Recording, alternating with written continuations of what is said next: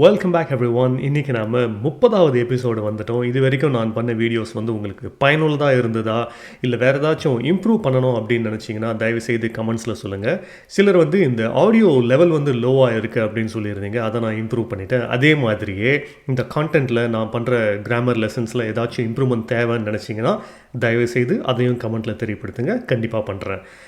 Now let's go back into the topic. இன்றைக்கி நம்ம என்ன விஷயம் பார்க்க போகிறோம்னா adverbs. நேற்று தான் அட்ஜெக்டிவ்ஸ்னு ஒன்று பார்த்தோம். இது என்ன அதே மாதிரி இருக்குது அப்படின்னு நினச்சிங்கன்னா ரெண்டும் வேறு வேறு. ஆனால் வந்து அட்ஜெக்டிவ்ஸில் இருந்து நாம் அட்வர்ப்ஸை ஃபார்ம் பண்ணலாம். நாம் போக போக அடுத்த வரப்போகிற ஸ்லைட்ஸில் அதை பற்றி விவரமாக பார்ப்போம் எக்ஸாம்பிள்ஸோட. So that it will be easy for us to understand. அதுக்கு முன்னாடி ஒரு குட்டி எக்ஸ்ப்ளனேஷன். அட்வர்ப்னா என்ன அப்படிங்கிறத பற்றி.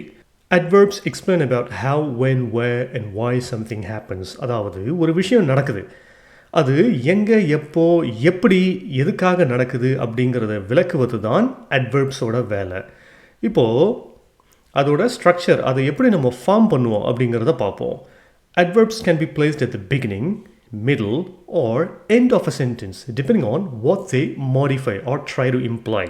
அதாவது அட்வர்ப்ஸுங்கிறது வந்து ஒரு சென்டென்ஸோட முதல்லையும் வரலாம், நடுவில் வரலாம், கடைசியில் வரலாம். அதோட பயன்பாடை பொறுத்துது. உதாரணத்துக்கு பிகினிங். இப்போது முதல்லையே ஒரு அட்வர்ப்ஸ் ஃபார்ம் ஆகுது. அது வந்து எப்படி சென்டென்ஸை மீன் பண்ணுதுன்னு பாருங்கள். Quickly she finished a homework. ரொம்ப சீக்கிரமாகவே அவங்க ஹோம்ஒர்க்கை முடிச்சிட்டாங்க அப்படின்னு எழுதலாம். அதையே அந்த குவிக்லி அப்படிங்கிறத வந்து middle she quickly finished a homework. அவங்க சீக்கிரமாகவே அந்த ஹோம்ஒர்க்கை முடிச்சிட்டாங்க அப்படின்னு சொல்கிறது. எண்ட், அதாவது சென்டென்ஸோட இறுதி பகுதியில் she finished a homework quickly. இப்போது உங்களுக்கு ஆல்ரெடி வந்து க்ளூ கிடச்சிருக்கும். இங்கே வந்து குவிக்லி அப்படிங்கிறது தான் அட்வர்ப் அப்படின்னு. எஸ், இப்போது quickly and seriously are adverbs. For example, many adverbs are adjective plus ly. அதாவது குவிக், சீரியஸ் இப்படின்லாம் வந்து அட்ஜெக்டிவ் நம்ம போன எபிசோடில் பார்த்துருப்போம். அதையே வந்து கடைசியில் ly சேர்த்துட்டோம்னா அது வந்து அட்வர்ப் ஆகிடும். அதாவது குவிக் அப்படிங்கிறது குவிக்லி அப்படின்னு எழுதலாம். சீரியஸ் அப்படிங்கிறத seriously, careful carefully, bad badly, heavy heavily. அவ்வளோதான் விஷயம். ஈஸியாக வந்து அட்ஜெக்டிவ்லேருந்து ஒரு அட்வர்பை வர வச்சிடலாம் வெறும் ly சேர்க்கறதுனால. ஸோ இப்போ உங்களுக்கு புரிஞ்சிருக்கும் அட்வர்ப் என்ன அப்படின்னு. கரெக்டாக?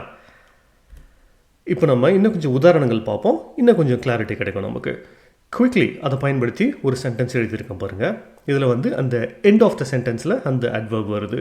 She finished her work quickly. That's a good example. Carefully.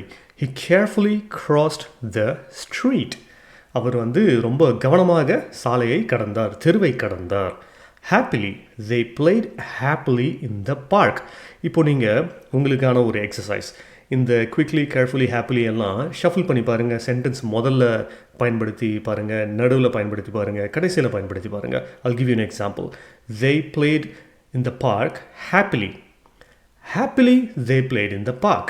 இதே மாதிரி இந்த எக்ஸாம்பிள்ஸ் மட்டும் இல்லாமல் உங்களோட சொந்த சென்டென்சஸை ஃபார்ம் பண்ணி இந்த அட்வர்ப்ஸை வந்து ஷஃபில் பண்ணி பாருங்கள், முன்னாடி பின்னாடி நடுவில் அப்படின்னு சொல்லிட்டு. அண்ட் இப்போ நான் சொன்னது வந்து ஒரு சிம்பிள் ஃபார்ம் ஆஃப் அட்வர்ப்ஸ் மட்டும்தான். இன்னும் அட்வான்ஸ் டாபிக்ஸில் வந்து நம்ம பலவிதமான அட்வர்ப்ஸ் பற்றி பார்ப்போம். இப்போவே அதை பற்றி பார்த்தோம்னா வந்து கொஞ்சம் குழப்பமாக இருக்கும். ஒரு சின்ன இன்ட்ரடக்ஷனுக்காக அட்வர்ப்ஸ்னா என்ன, அதை வந்து எப்படி பயன்படுத்தி நம்ம சென்டென்ஸ் ஃபார்ம் பண்ணலாம் அப்படிங்கிற ஒரு விஷயத்துக்காக மட்டும்தான் இந்த எபிசோட் நான் பண்ணியிருந்தேன். நம்ம அட்வான்ஸ் டாபிக்ஸ் பார்க்கும்போது adverbs of manner, time, place, frequency, degree, purpose இதெல்லாம் பற்றி பார்ப்போம். இதெல்லாம் நீங்கள் தினசரி வாழ்க்கையில் உபயோகப்படுத்துகிற சென்டென்சஸ் தான். அதுக்கு பெயர் தான் இந்த அட்வர்ப்ஸ் ஆஃப் மேனர், டைம் அப்படின்னு சொல்லிட்டு. இப்போது இதனால் வந்து நீங்கள் ரொம்ப கன்ஃபியூஸ் ஆக வேணாம். அதுக்கு தான் வந்து நான் ஒரு செப்பரேட் டாபிக் இதை பற்றி பண்ணலான்னு முடிவு பண்ணி இன்றைக்கி வெறும் பேசிக் கான்செப்ட் மட்டும் பேசலான்னு நினச்சிருந்தேன். So let's move on. Okay, இன்றைக்கி ரொம்ப சின்ன டாபிக் தான். அதனால் ரொம்ப சீக்கிரமாகவே கொஷின் அண்ட் ஆன்சர், அதாவது கன்க்ளூஷனுக்கு வந்தாச்சு நம்ம. அதாவது எண்ட் ஆஃப் த டாப்பிக்கை வந்தாச்சு. அந்த க்ளூவர்ட்ஸை பயன்படுத்தி உங்கள் ஆன்சர்ஸை கமெண்ட்ஸில் தெரிவிங்க. இங்கே வந்து நான் ரொம்ப சுலபமான சென்டென்சஸ் தான் கொடுத்துருக்கேன். உங்களுக்கு ப்ராக்டிஸ்க்காக இன்னும் பல சென்டென்சஸ் ஆட் பண்ணி நீங்களே ஃபார்ம் பண்ணணும்னு நினச்சிங்கன்னா அதையும் கமெண்ட்ஸில் தெரிவிங்க. I'll share my feedback. And thanks much for your valuable time as usual, and see you all in episode 31 soon. Have a good day everyone. See ya.